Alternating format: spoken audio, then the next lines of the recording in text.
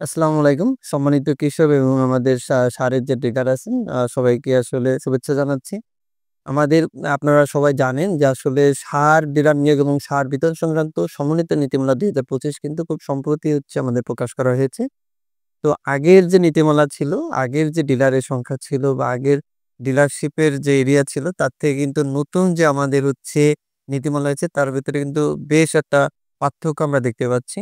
অর্থাৎ আগের যে আমাদের যারা প্রত্যেক ইউনিয়নে আমরা জানি যে একজন করে বিসিআইসি ডিলার ছিল।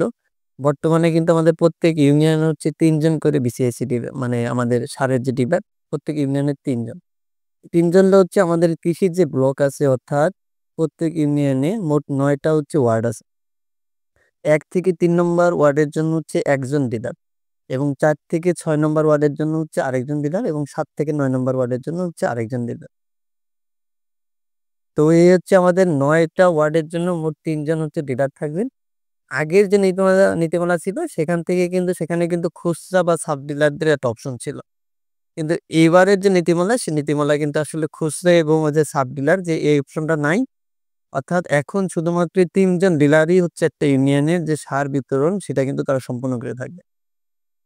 এই ৩ জন যে আমাদের সারের ডিলার যারা হবেন তাদেরকে কিন্তু তাদের যে ১, ২, ৩ যে ওয়ার্ডের যে সারের ডিলার দায়িত্বে থাকবেন, তার যে একটা ওয়ার্ডের দোকান থাকবে, গোদাম থাকবে সেটা ৫০ মেট্রিক টনের এবং তাকে কিন্তু বাকি ২ টা ওয়ার্ডেও তাকে কিন্তু সারের বিক্রয় কিন্তু আরো ২ টা বিক্রয় কিন্তু তাকে কিন্তু স্থাপন করতে হবে। অর্থাৎ একজন ডিলারেরই একটা তার ৩ টা ওয়ার্ডে ৩ টা দোকান থাকবে। একটা মেইন দোকান যেখানে তার ধান ক্ষমতা ৫০ মেট্রিক টন কমপক্ষে এবং বাকি তাকে আরো ২ টা সাব সেন্টার আ খুল স্থাপন করতে হবে। সেখানের কিন্তু ধান ক্ষমতা ৫ থেকে ১০ টন হলেই চলবে।